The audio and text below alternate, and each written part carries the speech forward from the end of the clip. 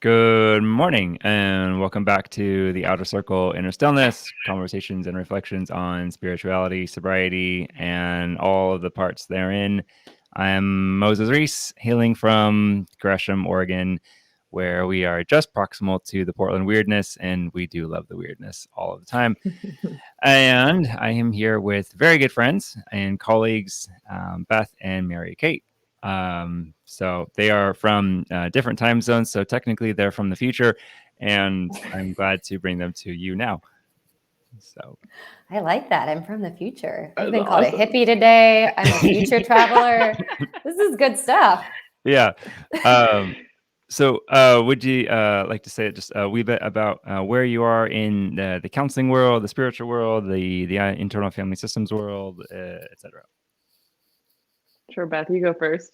Sure. Okay. I'm Beth Piazza-Bonin. My degree is in clinical psychology. I technically am a licensed psychologist, but tend to find myself doing IFS and other things that get me called hippie. So where my little corner of the counseling therapy world is now is much more, I think, human-centered. Not that clinical psychology isn't, but it comes from a much less pathological lens. So I am really excited about this conversation today because I like seeing all of our human behavior as serving some important role in our lives, even if it's destructive. And so we're going to talk about firefighters today and how they can get misaligned and feel destructed, but have a place to be compassionately witnessed and heard. So I practice in Louisiana, in Oregon, in Colorado, and Mississippi. So that's a long story, but that's me. Yeah, that's super exciting. I'm glad about this too. Talking about how the destructive stuff can actually be useful. In our last episode, we were talking about how failure kind of doesn't exist because failure is an opportunity to learn. So maybe there will be some overlap. But anyway, Yeah, yes, that's good. yes, Good. yes. Mary Kate, who are you?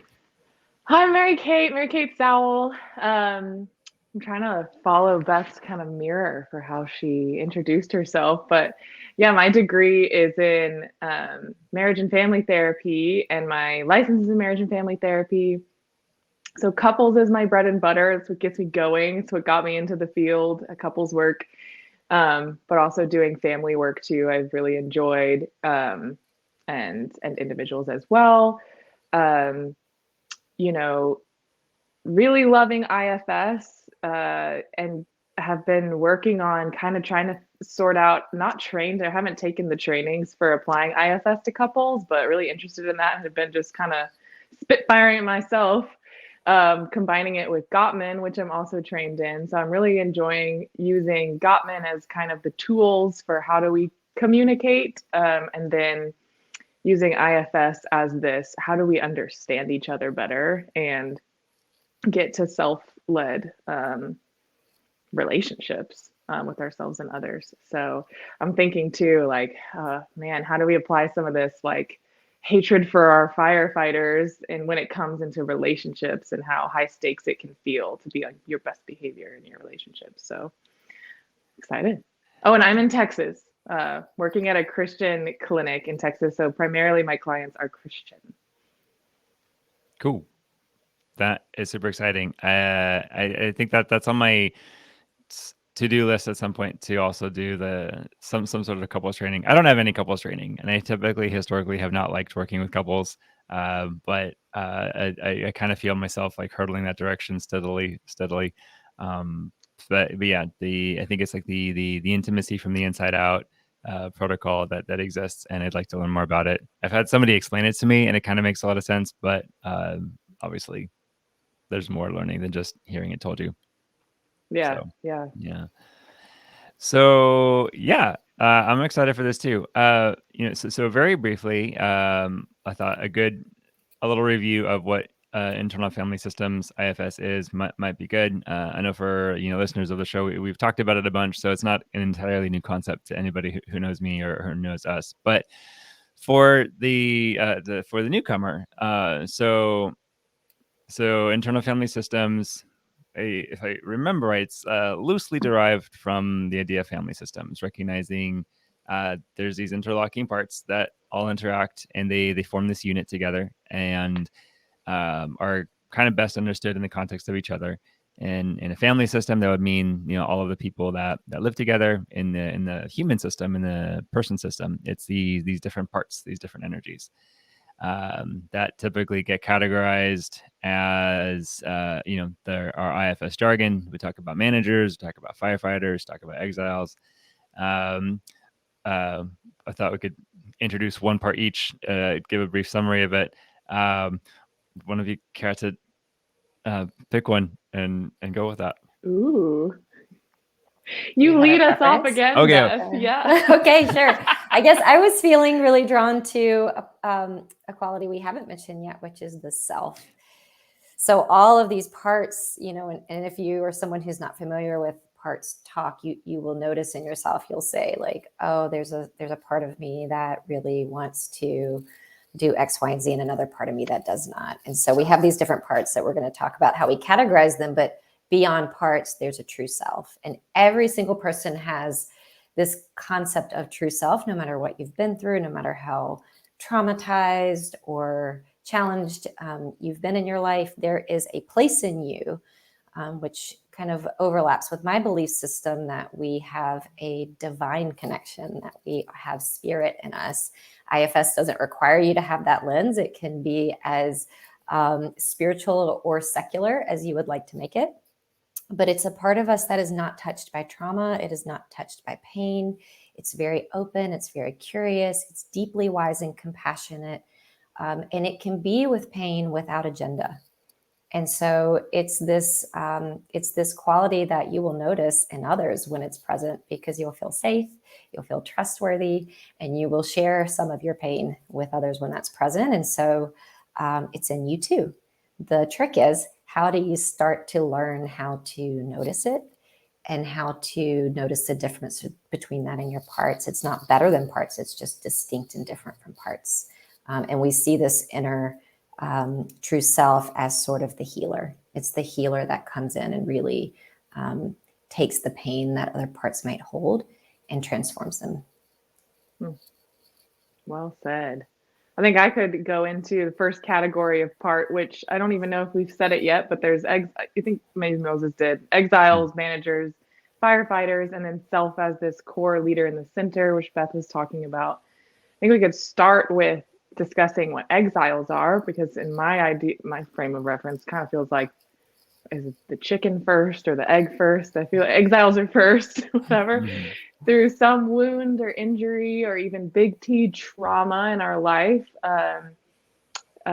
often in childhood, an exile is formed when there's this wound and some sort of meaning made that's disempowering, or causes a feeling that we don't like to feel, like grief, terror, shame, loneliness, these kind of things that are associated typically with some memory, some timestamp, and that these exiles feel locked in that place.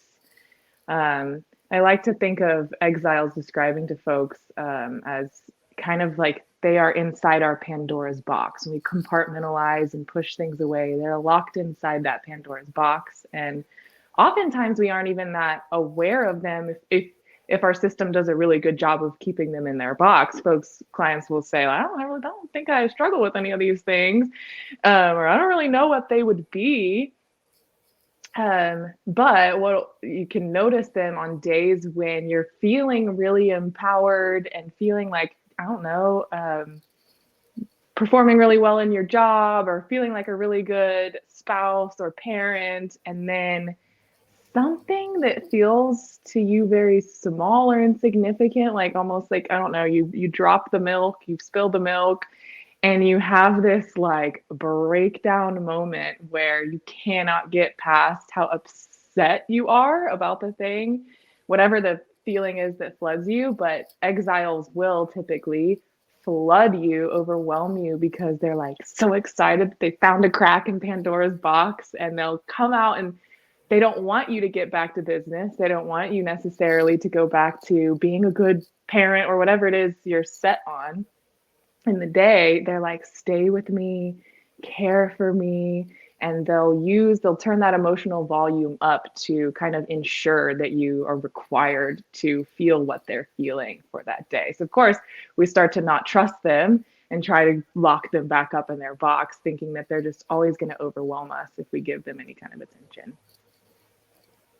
I love that description. That's beautiful. I'm stealing it. Thanks, Yeah, Mary Kate. Completely. Talking about exiles always reminds me of like my little kids, and just like they're when they get like really frantic and they're just like hold me, or like feed me, or like nourish me, or attend to me in some way. And usually if I'm in like stern parent mode, I'm just like, sweep the floor or something. And conflict goes from there. So so I will introduce the manager parts a little bit, because I like being a boss. One way we could think about managers is all the letters behind your name. So, like, if I were gonna go my manager, I'd say, like, I'm Moses Reese Basimio. I have a master's degree. I have a license in Oregon. I'm certified drug counselor. I'm certified sex addiction therapist. I've taken all these fancy trainings. I've got all of these fancy things. Look at how fancy I am. I even have cool hair. But in some way, like, and it's not purely showing off, but it's very much maintaining things. And managers, we could say, are the proactive caretakers, proactive protectors. They maintain the status quo. They anticipate danger. They anticipate threats. They function very highly in the world in what typically are socially acceptable ways to meet needs, to keep us from losing relationship, to keep us from getting threatened, to keep us from losing control. And great, wonderful parts, like all of them are in their extreme form. They can feel very demanding, very rigid, very critical, and very bossy, very controlling, and things like that. So there's definitely an edge to them sometimes. But as we often discover, some of these social skills, some of these manager skills, our hold our life together skills, are often being part of our personality. They are adaptations we learned in childhood. Like, this is how I get people's approval. This is how I function. This is how I get my needs met. There's one way that I do it. And then we're going to get to the other side. But yeah, coming from a household that very highly valued various high performing thing. I know I come from like a Christian homeschool family, so like all my manager parts are like on steroids and everything, but they're great. Yeah, I love that description. Is like the manager's everything in your resume. Yeah, everything behind your name. Yeah, that's great. Yeah, so and it's I was enjoying for a while, kind of leading with that, because I'm like, oh, it's super interesting. I think I work an interesting job. I want to invite people into my interesting work with everything. And then at some point, someone had mentioned to me, like, people are intimidated by you. And I was like, no, I'm driving people away. I didn't want that. So now I'm trying to introduce myself in different ways. It brings up a good point, though. Our protectors will cause the thing that they're trying to prevent. And so, we all have vulnerability, and we are living in a culture, I mean, especially, gosh, with social media, which is just, that's a whole nother episode, but we are so praised for so many things in this culture that are these manager protectors that have to go into overdrive. And you don't hear people saying like, wow, that's too much. You're too high performing. They just say, yay. Good job. Way to go. Do more of that. We really like you when you're like that, And so I got stuck in that for a long time of just like thinking I was really healed and well, and saw all the ways I was like performing well. And I thought I had a great sense of self-esteem. And the minute that my body fell apart and my managers weren't able to do what they were doing, I was like, oh no, there's a lot of stuff down here. And this is terrifying. So in roles, the firefighters, which maybe I'll describe, that's another form of protection that usually isn't so well applauded by our friends, family, and peers. Firefighters, as firefighters in our real world do, will put out the flames, and in this case, a vulnerability at any cost, right? So when you have a fire, you're not like, hey, firefighters, like, watch out, my grandma's paintings in there. You're like, put out the flames. I don't care what goes. I mean, it's sad. You don't want it to happen, but if your house is on fire, like, make it stop. That's how our firefighters in our system will respond. So if that vulnerability comes to the surface, right? If all of a sudden I'm this clinical psychologist and I'm in a meeting and then I misspeak and somebody says like, that was actually wrong, Beth. And now like I'm having some reaction to you and the shame comes up, I'm going to have a firefighter that's going to want to come in, right? To like douse it out. And I might not be able to implement it in that moment, but I might implement it when I go home. So there's some firefighters that are more socially sanctioned, like getting on your phone and scrolling through Instagram or, Facebook, watching Netflix, doing some of these, like they're approved, like, or going to happy hour or like going and eating a lot of food and stuffing your face. Like these aren't bad things, but they are sometimes a function of trying to put those tender exiles back in Pandora's box. Some of those firefighters don't look that way though. They look, like things that actually can hurt us. They can hurt others. They can damage our body. They can damage our freedom. They can send us to jail. They can make our relationships go sideways. And so, this can be extreme rage outbursts. This can be becoming violent. This can be using any substance to a point where now we've got an addiction, using pornography in ways that feel out of control. Lots of different ways firefighters come up, binge eating. And the trick is they get in a fight with our managers. So if you have a manager that says that's bad and wrong, don't use porn, don't eat all that food, don't watch all that Netflix, and then the firefighter does it, now we've got two parts that have a tug of war going on. And as one tugs, the other has to tug harder and the other has to tug harder. And then we have war inside of ourselves. And meanwhile, those exiles are just down there like, please help me. Come give me some attention. So when people come into therapy with firefighters, oftentimes it can even be hard as therapists. Like we have to learn, like, there's something important here. This firefighter's doing something, trying to really help. And so that's why I think we're going to talk today about really learning to love firefighters. They're the ones that are hard for us to love ourselves, for sometimes therapists to love, for people in your social network to love, but they are still valid and worthy of love because they're trying to help. Mm-hmm. That's so good. Yeah, that's a great description. Thank you. Yeah. So how to love these parts, and so working in addictions counseling, especially, I see a lot of what are kind of our classic firefighters. I drink too much, I smoke too much. That's actually a rage. I know, in being in recovery my own self, I definitely know my own as well. And one of the things I was thinking this morning was how even for me, when I think about like one of my own firefighter parts, like how I got really angry, for example. It's hard, I was thinking about your idea, Beth, of like how can we fall in love with these parts, and I've had those moments when I can do that for sure, but there's still a lot of moments where I see that part through a manager lens. And so the healing move, like you talked about, would be for the true self, to bring awareness to the firefighter. In this case, for me, to bring some attention to anger, to bring some curiosity, to, in a sense, even allow that part forward, to allow that part to express, to speak up and kind of say what's on his mind. And that would be the healing move. But right away, there's these other parts that are like, but what if that gets out of control? What if it doesn't work? That's not spiritual. Things like that. I wonder, do you run into that, or how do you? I don't know. How do you start to untangle that polarity between manager and firefighter?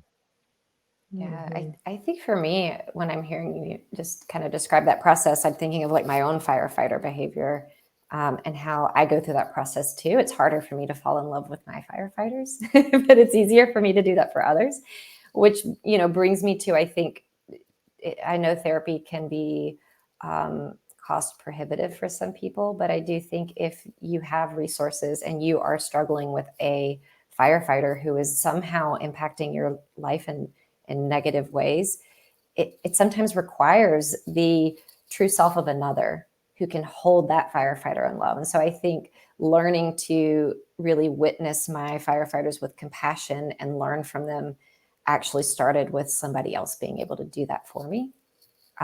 And so I think there is no shame in that, because sometimes we are too, what we call, blended with a part.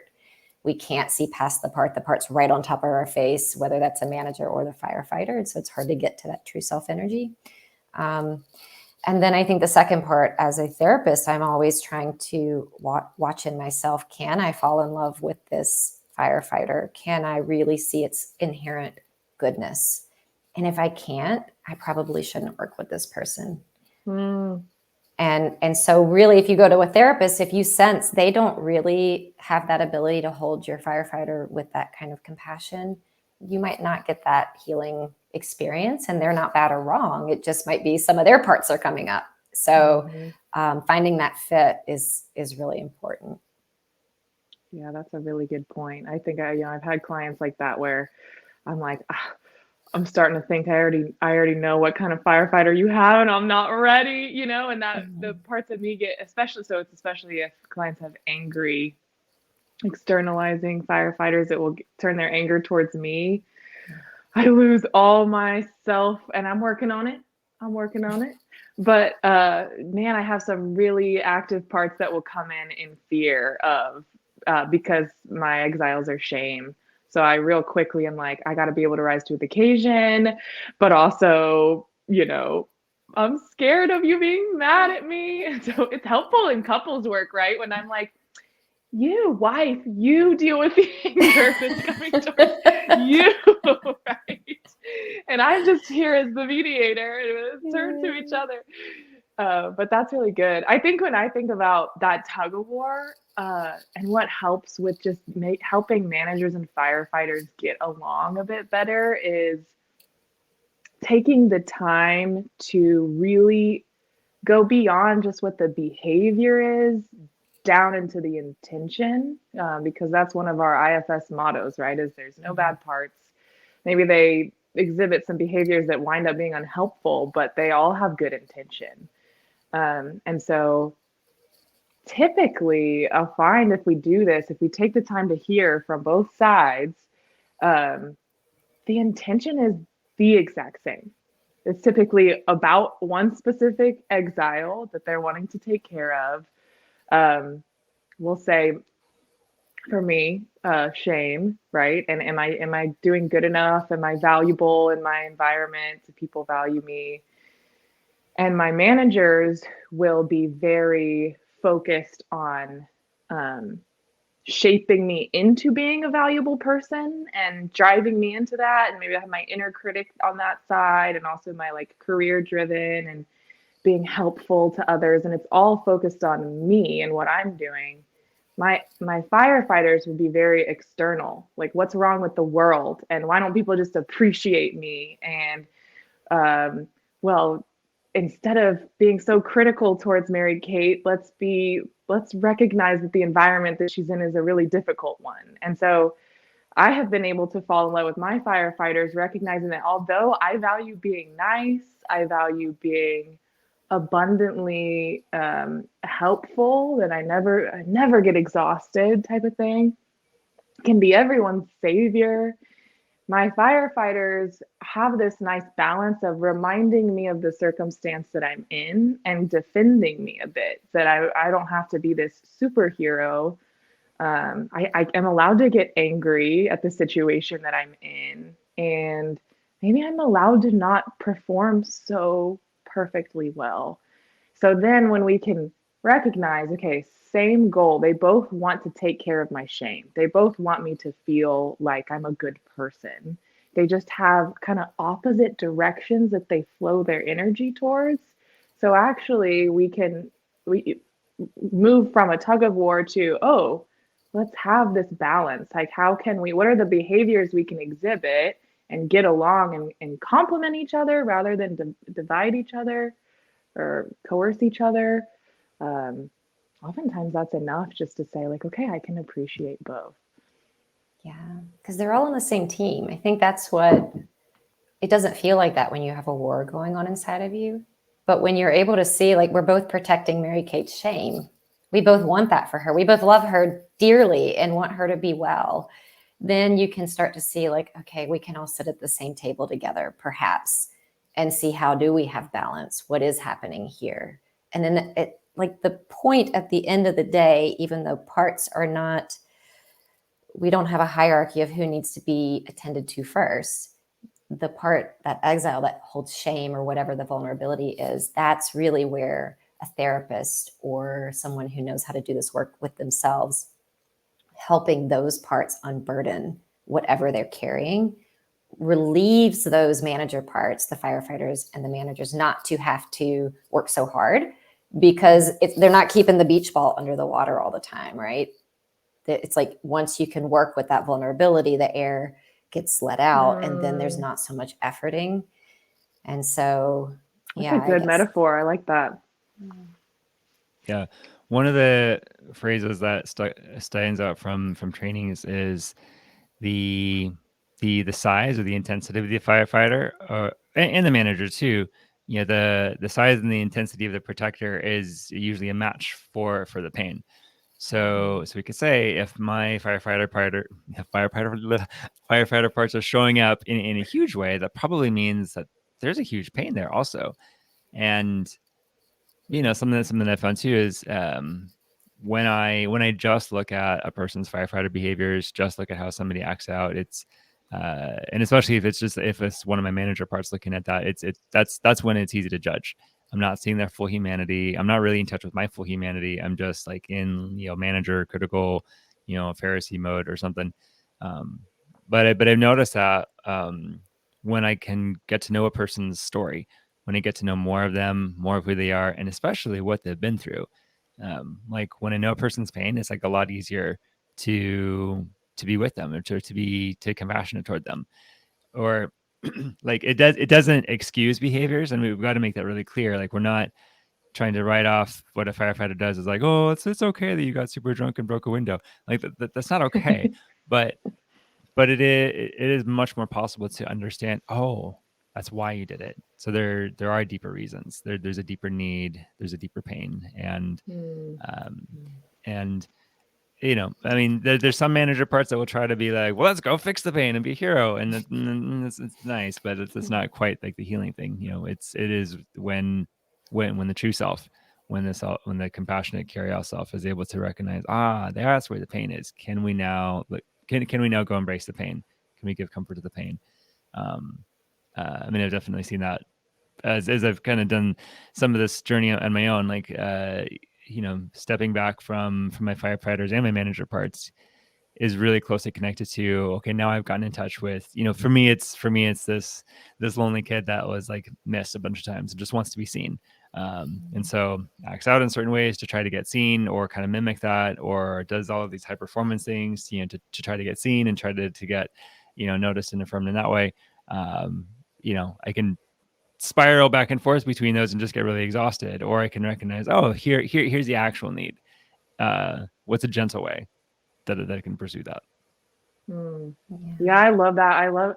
That was, I think, early days of sorting out, how do I not think of firefighters as bad? You know, trying to sort out what can I see as good in them, was really, that simple truth of like, they almost can be this like red flag for our system. Like, okay, y'all, I got so mad at my dog this week. I'm like deeply ashamed of this one. My managers are like, and I was like picking him up and slamming him down, sit down, you know, and I went to work like, what is wrong with me? Because that is not typical of me. I do not go to anger. I'm like, the dog did not know what he was doing wrong. Like, and we know this. How am I? Yeah. But it kind of can be this like, okay, clearly I need to be assessing how I'm doing this week. What is going on? What kind of need is underneath this? So yeah, it's like, although I can't really get behind being a dog kicker, not that kicker. I can appreciate that this firefighter is, making me aware of some deeper thing going on. That's a really good point. Yeah. I feel like there is a way, again, all of these things being in a system, we can understand parts much better in context of the other ones. So, I mean, it's not something like anger, or kind of the other example is thinking, when somebody like drinks too much. There's a lot of reasons a person might drink too much. One example could be they work so hard the rest of their life, or they're just under a lot of stress, under a lot of expectation, or or trying to be like super righteous or super virtuous in some way, and so they just like hold themselves together, and there's just like, I am this carefully held very big ball of tension or something, and the image on my head is this other part being like, dude, you're stressed out, let me give you a break, let me help you with that stress by like de-stressing everything, let's go get drunk or something. Yeah. It's that counterbalancing, like, your managers kind of get carried away, like overperforming, over managing, over criticizing something, and they push your life into one end of an imbalance, and the system can recognize that, and the system, being wonderful, has these has these methods of like evening out the balance, or rebalancing or reshuffling things. The challenge is they tend to also be just as extreme in the other direction. And so I think what we notice is it tends to be when these parts show up in their very extreme forms, that's when we really get into trouble. Like any of the parts showing it more gently, usually not as destructive, or usually not as problematic, because they're gentle. They're just like, I can do a little bit. Yeah, absolutely. And I'm just, as like we're talking about firefighters, I keep thinking about how, whether it's a therapy approach that's well-intentioned, or even a spiritual or religious community that's well-intentioned, can actually try to, I'm using air quotes, help some of these firefighter behaviors, and actually exacerbate them and make them worse, because they're coming from a place of judgment. They're coming from a place of suppression. Like I'm thinking of in some of my clients that I work with have a lot of spiritual trauma. And so they'll have exiles around shame, around their identity as, I am bad. I am inherently sinful and bad, and God does not love me. And so that's actually creating a lot of energy in the system. So there's managers, specifically a spiritualizer part, that wants to do it right. Like, I'm going to follow the rules. I'm going to get it right. God's going to love me, or these people are going to love me. And there's like all of this efforting. Right. And then over here, they're using pornography, or they're drinking a lot. And like, that's a real no-no over here with the people who say like, that's bad and that's wrong. And that's not okay. And so it can actually just create more of that like teeter-totter, or the tug of war, where there's a fight, right? I'm not supposed to do these things. But then when it comes up, it's even stronger. And then I try to suppress it more, and I hide it. Just like you were saying, Moses, like that guy, like all bundled up with nerves. It's like, let me try to do it better, whatever that kind of spiritual practice is, or whatever that way of like being good is. And then the firefighter will just blow that up. And then that actually creates more shame, which is what the exile is carrying. So it's like this big, like self-fulfilling system. And at a very practical level, if you're someone who perhaps has a really strong spiritualizer part, or do it right part, who's like, yeah, but I don't think it's okay to go toward those firefighters with love, very practically coming at it from that perspective just doesn't work. So whatever the belief system is, it doesn't make them stop. It actually can make them just do it more. So there's a real practical piece to that.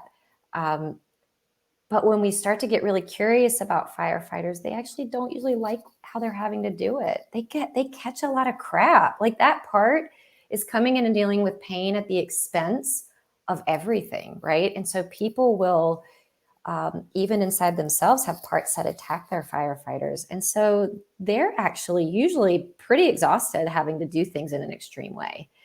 And when you can sit, whether that's you and your true self, or you have a friend or a therapist who can be like, yeah, I'm not condoning what you do. I'm not trying to tell you to stop what you do. I want to learn from you, from my heart. What's going on here when you eat that whole tub of peanut butter? Like, what's happening?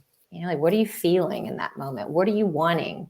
What do you think's going to happen if you don't eat the peanut butter? Like, and just staying with it.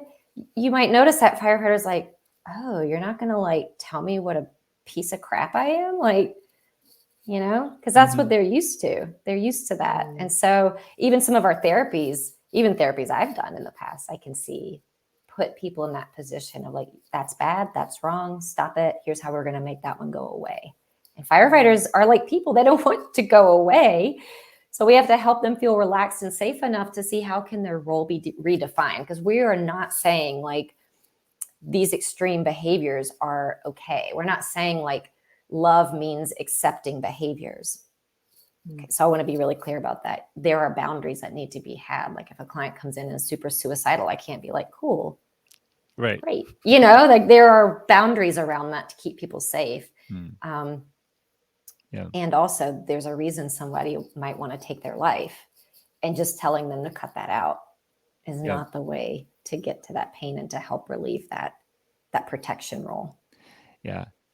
I'm thinking about this tendency of our manager parts, especially our spiritualizer parts, if we have those, to just like, you know, make this go away, like make that sin go away. Oh, I hate that sin. You know, just make it go away. Then I won't have to deal with it or think about it. I'll just think my way into salvation, and we all know how well that doesn't work.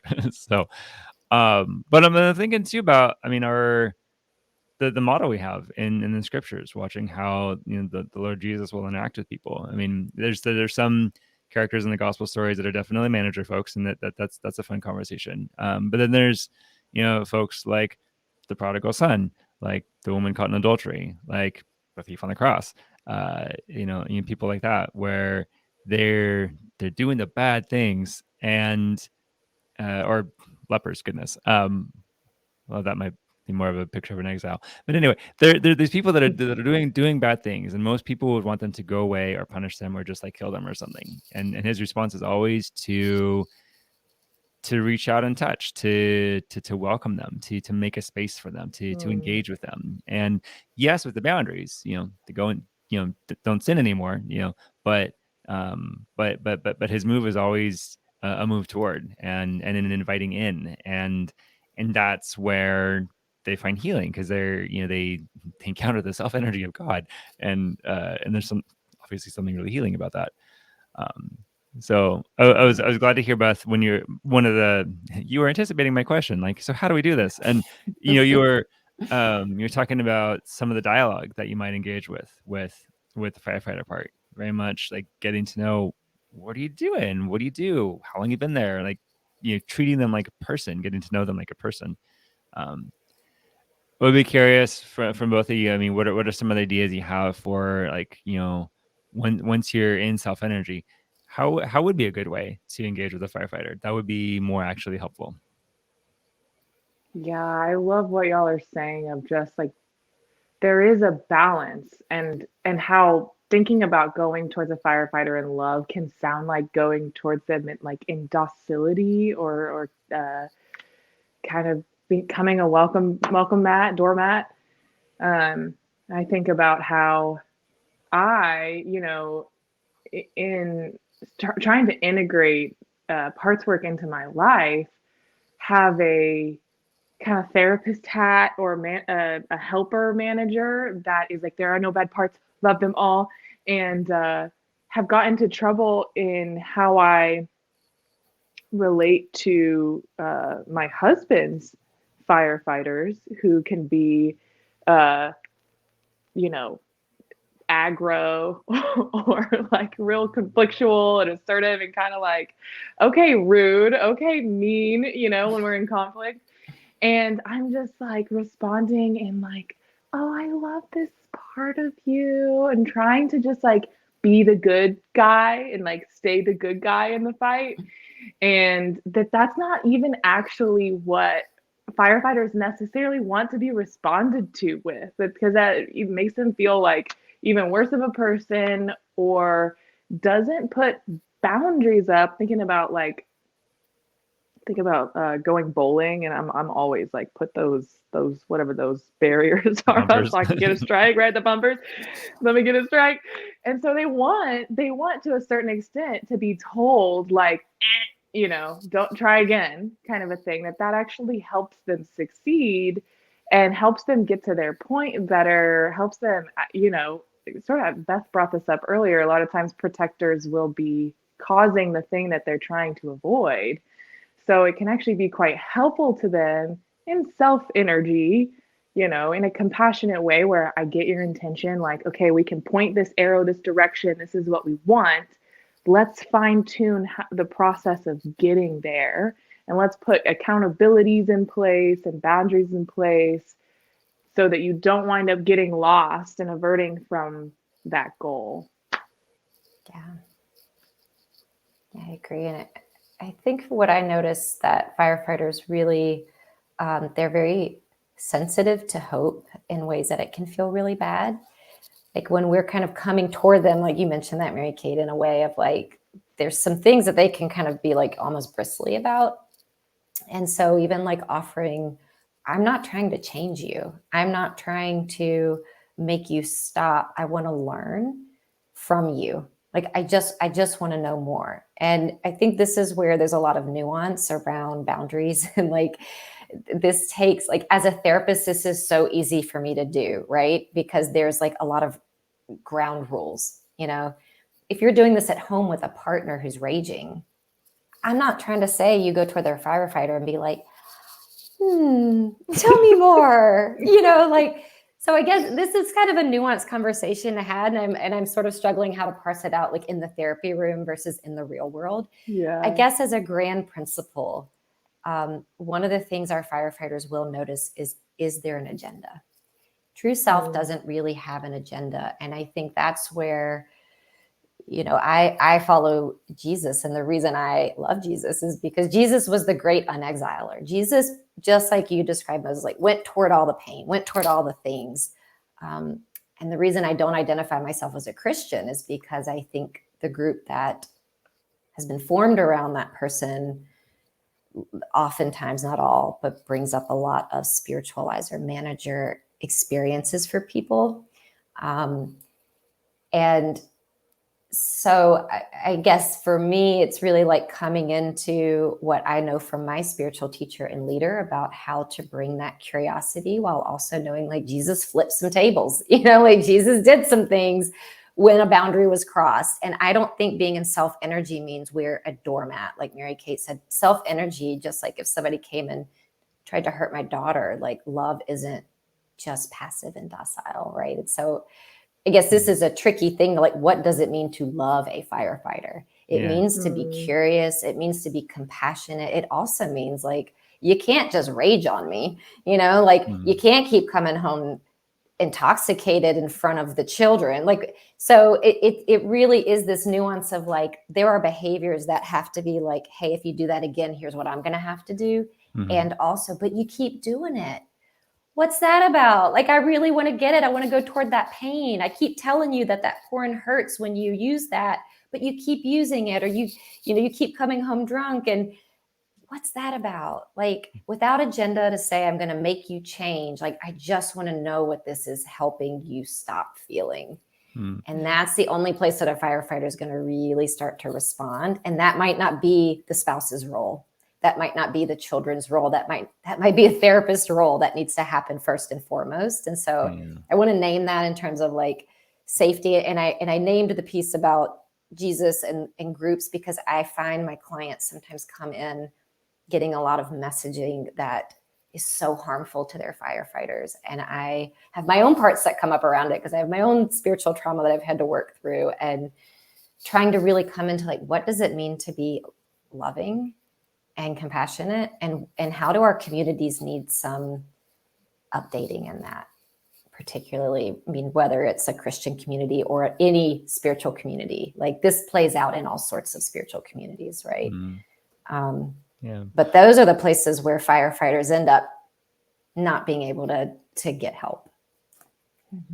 Yeah, there's a particular way it's difficult for these parts to to find purchase like in a very religious environment. Yeah, because ideologies and beliefs and things, and they get loaded with things, which kind of makes sense. I mean, we, spiritually speaking, that there's not any neutral behaviors. So yeah, the way that you work with your body, the way that you work with substances, there's a lot that's loaded into that. And so yes, we're going to have a lot invested in what does or doesn't happen. But yeah, I would love to see that updating happen too, where, as a religious community, as a faith community, we could be a little bit more brave. And there I kind of want to go back to Beth, you're talking about the self, and when in our IFS jargon we have these very cute, the 8 C's of the self.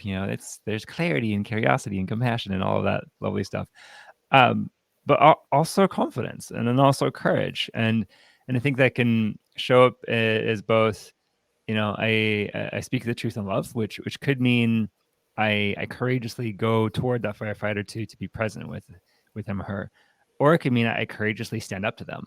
And it is very nuanced. Something that I've been emphasizing lately to my clients is that, when you're in the self, when you're really unblended from the parts and in compassion mode and curiosity mode, you can know the difference between this or that in these really finely tuned things.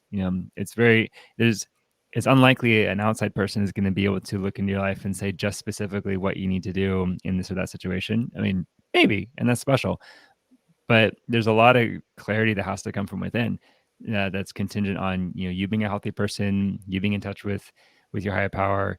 And but yeah, there is a deep sense of clarity accompanying the compassion, accompanying the courage, and accompanying that connectivity, to where, yeah, you can know, okay, is this an occasion to be moved toward that angry person to try to comfort them, or is this an occasion to withdraw and protect my offspring? Because there's a difference, and that is a difference that is knowable, by someone who's in the self.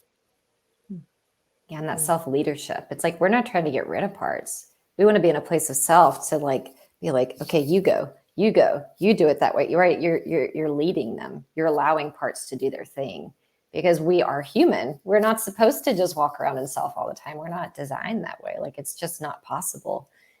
Even if you live in an environment where like a monastery or something, you could try, but somebody's still going to get on your nerves, like something's going to happen there. So really that distinction is being able to even notice, oh, I'm having a part. How can I speak for that part?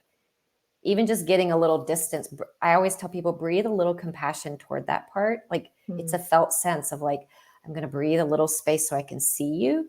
Can you give me a little room? Oh, this part wants to rage. Why does that part want to rage? It's saying that wasn't okay. Okay, so I'm noticing this part of me is really strong right now and wants to rage. It's not okay. Different from part on top of my face and I'm raging at you. Yeah, that's good. I think too about how we're talking about the spiritualizer parts and how high stakes it can feel for especially Christian communities or Christian clients. I'll notice how, everybody comes with a different pretty core belief in terms of spiritual influence and demonic influence of dark and light spirits versus the role of just our human person. And some folks will say yeah, we give the evil one way too much credit. We're the ones getting in the way of ourselves majority of the time. And other folks are no, you better really have all your guards up, because he is prowling around ready for every opportunity and giving, it's kind of how much percentage do certain spiritualizer parts hold towards how do we approach these dark thoughts or dark influences in our lives. And you have to be really cautious with managers, because I had a client once say this very wise, that when you challenge somebody's beliefs, they feel like you're attacking them as a person. So you have to definitely walk with permission of these managers that are real strong, and consider them to be they almost often think that they are self because they're the ones that the system most buys into and believes and like, it's like, lead us. So yeah, I'm curious y'all's thoughts around that. No, I love that because I think we offer them the same curiosity. And around oftentimes what really shifts things is like, do you like what you're doing? Do you like the way you're doing? Is it working? And parts will at some point get honest if it's not. Like, no, doing it this way isn't working. And I'm so tired. I'm so tired of trying to do this way. I'm so tired of, for example, trying to like banish the demon of sadness, right? Like, is it working? You know, and in IFS, right, there are frameworks within IFS that do, that's a whole other show, see that outside influences can get in your system that don't belong to you. But typically these quote unquote dark thoughts, they do belong to you. They're inside of parts. And when we tell them you are bad and we need to exercise you, like that is a recipe for making them so much worse and stronger. And so when we have those strong spiritualizer parts in our clients or in ourselves, offering curiosity, because they're usually just so scared. Oh my gosh, if I don't banish this dark thing out, it's what's going to happen to me, right? I'm going to go to hell. I'm going to burn forever, or whatever is in their belief system. So you can see why that part wouldn't want to relax, you know? And so it's like really following the thread of who is actually in the lead right now and staying with them with, it's always curiosity and compassion. That is always the medicine. Again, why sometimes you need a therapist, because it's very hard to do in ourselves and for our loved ones. But someone well-trained like the two of you can certainly do that for people and hold that space. Yeah, I really like what you were saying of just like, try it, reject it, you know, in the name of Jesus, leave me. Did it, and then you should, right? Technically speaking, immediately feel that shift. According to a lot of Christian traditions, right? Like it, you know, God's going to swoop in and he's going to save you. He's not going to wait around for it. So try it out, see if it works. And then pretty instantly, and that's what I lean towards too. I'm like, I reject this, you know? And then if it sticks around with me, I'm like, all right, great. It's me. Yeah. So I gotta be kind. Ourselves. Like how unloving is that? That's what, and that is what will make me like just burst into tears in spiritual communities, is the way they teach us to reject ourselves, our parts, our humanity. Like, you know, never mind this guy we call Jesus, who we think is God, is crying over having to go do what he was sent here to do. But if we have grief, that must be the devil. You know, like, okay, thanks. That's harmful. And I just see people come to me. Sorry, I'm going to see, this is one of my favorite parts. It's like, get back. It teaches us so much self-hate. It teaches us that, like, in the name of love, we unlove ourselves, and it just makes me crazy. Yeah. Yeah. I would agree. And my theological part kind of was like, you know, jumping a little bit every now and then, because coming from where I'm at, like kind of within the Orthodox Christian tradition, there's I would say some marked differences between us and like a lot of other, you know, Christian traditions, some of which I've grown up in. But there's some Christian theologies that they're imbalanced, we could say, and they'll like overemphasize like the intellect, or they'll take this very intellectual academic approach to salvation. Like, I just have to believe the right things and then I'm good, which kind of like forgets the rest of the body.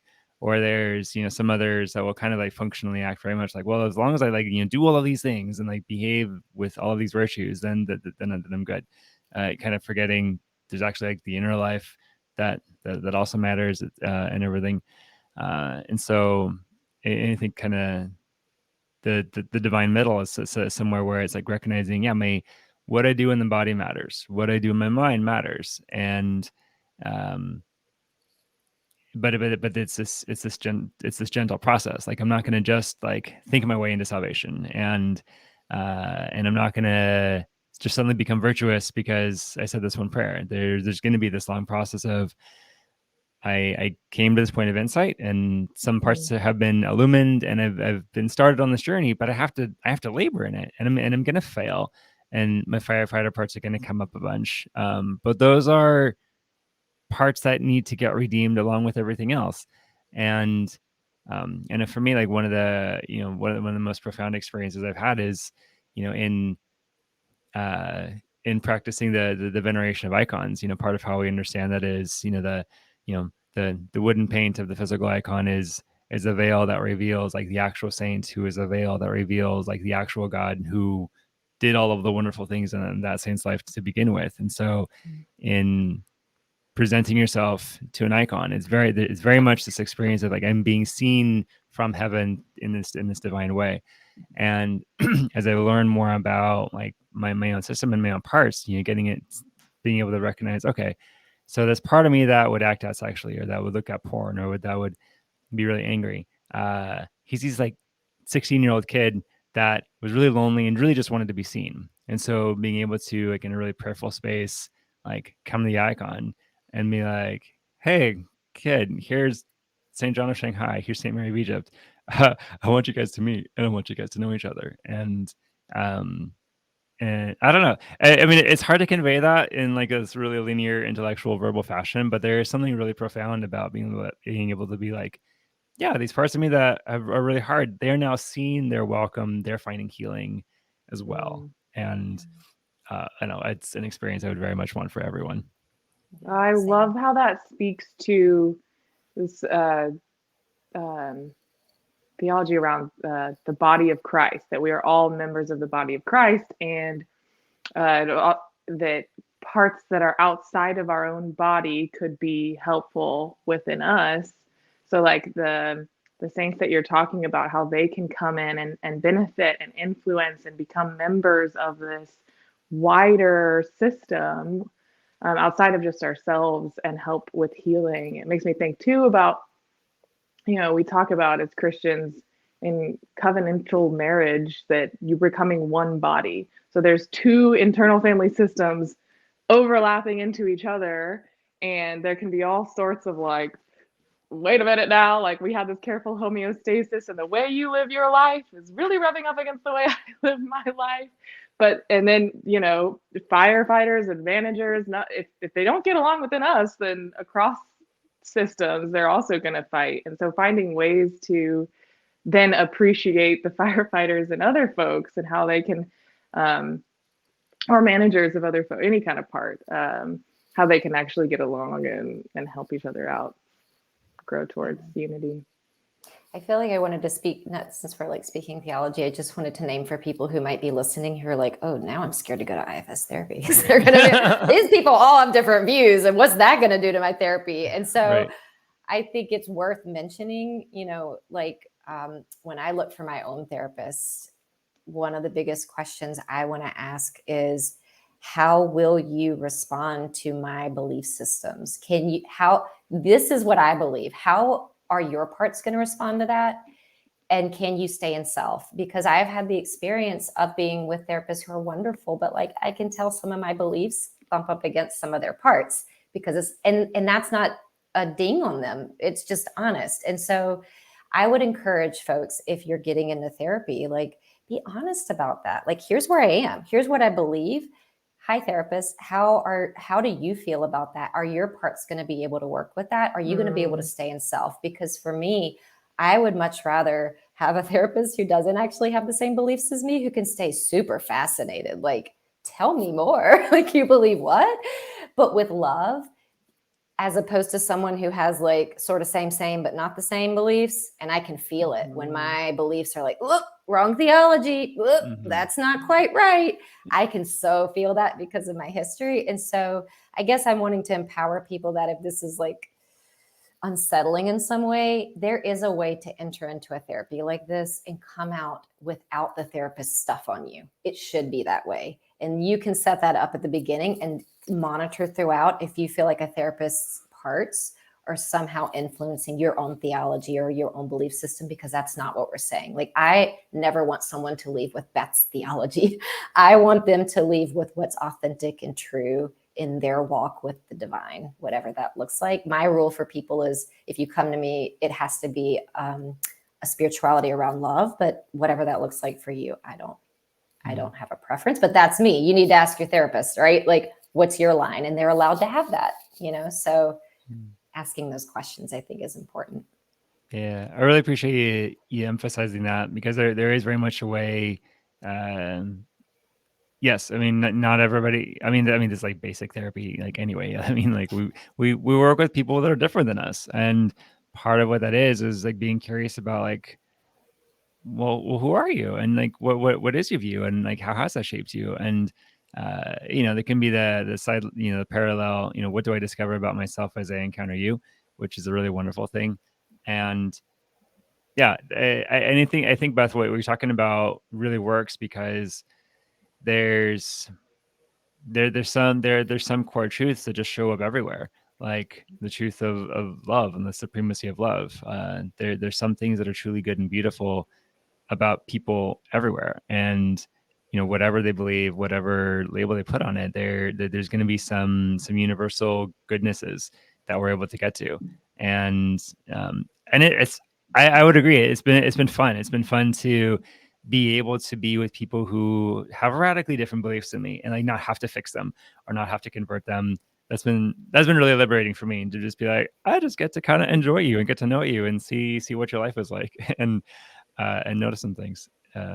Yeah, those clients shape me too. Like, I think I've got some Buddhist clients right now, and I'm learning so much from them because I don't know much about their tradition. And it's like, a good IFS therapy is reciprocal, just like you mentioned. Like, it impacts the therapist as it's impacting the client, because it's very relational. So yeah, I love that too. And I want to reiterate what you said too, Beth, of myself and looking for a therapist. I actually look for them to have a different lens than me, because if I have parts that think that they're self or very self-like, but they're still just a part and can run into hiccups, and they have those exact same self-like parts, then we could be blind to something together.